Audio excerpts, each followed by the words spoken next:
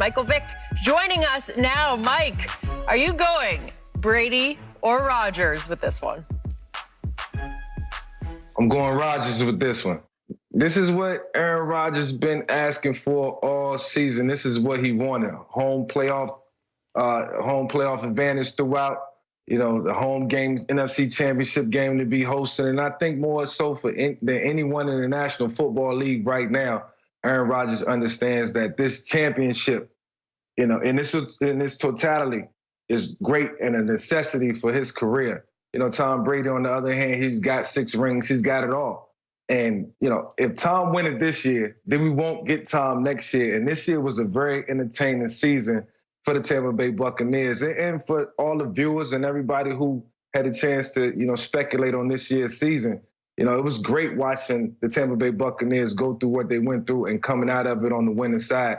You know, now they face one of the hottest teams and one of the best teams in the NFL in the Green Bay Packers. But I got to say that the Green Bay Packers look like the most complete team in the National Football League when you look at it. And I think Aaron Rodgers is playing some of his best football. That goes without saying. Tom as well. But, you know, I think it's going to come down to a lot of different things. You know, the mishaps, you know, on both sides. The total team effort, I think, you know, on both sides. And you know, it's just going to come down to whoever make the least amount of mistakes, as we all say, who don't have the most turnovers and mishaps, and, you know, who can score the most points. But I think in the end, it'll be Aaron Rodgers on top. Skip, I was looking, I was on social media yesterday, and I think it was in Atlanta. And Aaron Rodgers is sitting on the bench with Jordy Nelson, and the game is winding down, and he says, we got to get one of these things at our place. And, you know, and that was a couple of years ago. They were losing right. Yep. You're like, we got to get one of these things at our place, because that plays a world of difference. And that's what he's wanted. He said, I believe the reason why I haven't been to more Super Bowls is because I've had to take the show on the road. And I've had to play in basically ideal conditions for Atlanta was a perfectly turfed team.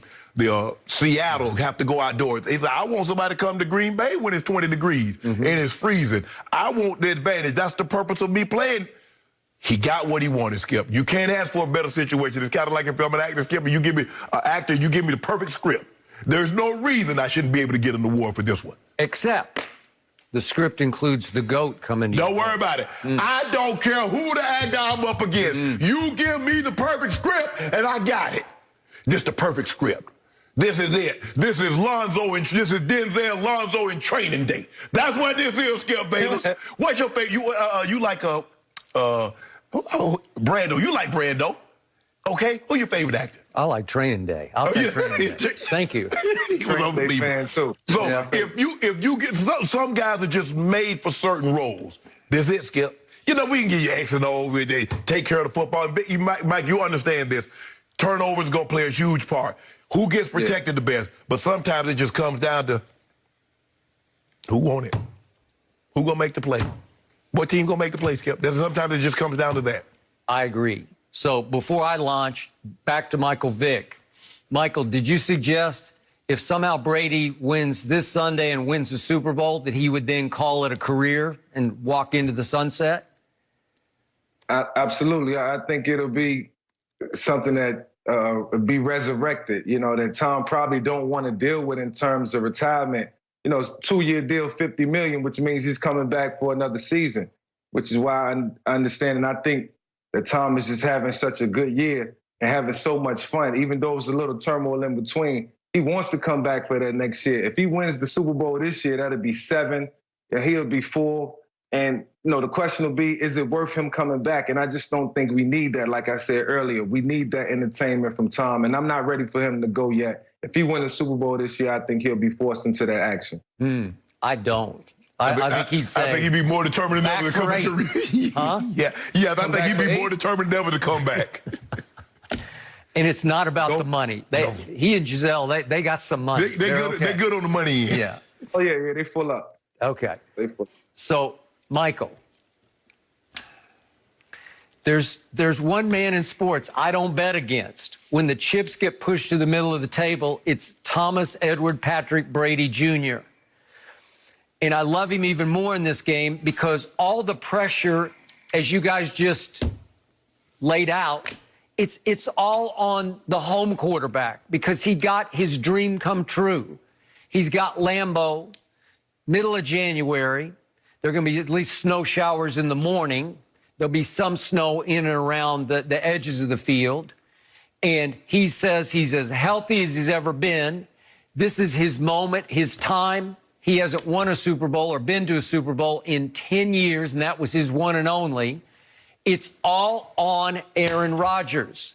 Meanwhile, Brady has brought the Succaneers to a boil right on time. They're playing by far their best football at the worst possible moment for Aaron Rodgers to realize his dream coming true. And I remind everybody, it's going to come down to which quarterback gets protected. Brady obviously has to be protected. What's been happening for 6 weeks? His offensive line has been flawless. At New Orleans, I didn't even know that Cam Jordan played in the game. Oniata, and obviously Trey Hendrickson had a neck problem, but they were just nowhere to be seen after they had terrorized Tom at Tampa Bay back in that night game and terrorized him on opening day at New Orleans. That offensive line has gelled and come of age right before your very eyes.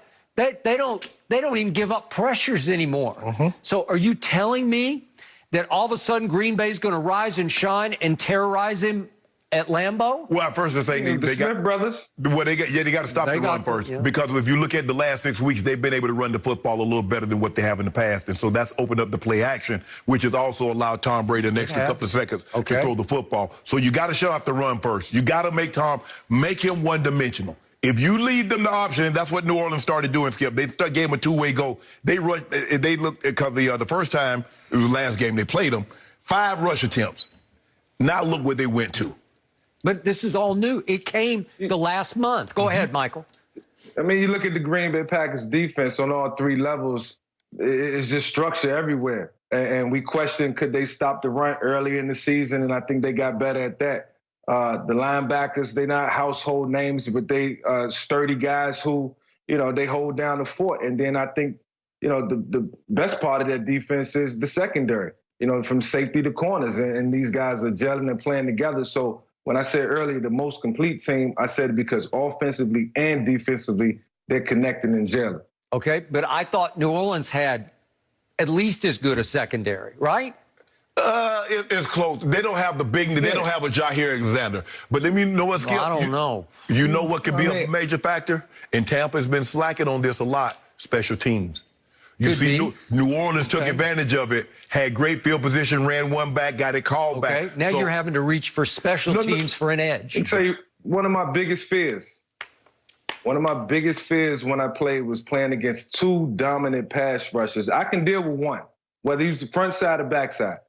But when you got 2, that means you're relying on both of your tackles to be sturdy. You're relying on those guys to be solid for 4 quarters, and it's just not easy when you got the best of the best going head-to-head. I just say that. Okay, but Michael, JPP, Shaq Barrett, Devin White, who's turning into a superstar right before your very eyes and is their best pass rusher, Tampa might have 3. And I didn't even mention Sue, who can get loose up the middle. Green Bay's offensive line has been unbelievable the last month. Except they lost the left tackle, who's the best in football, Bakhtiari. But even then, you watch them last week, Skip. They did a number on the Rams. They did, but again, it was because Aaron Donald just couldn't go. Well, y'all don't have an Aaron Donald.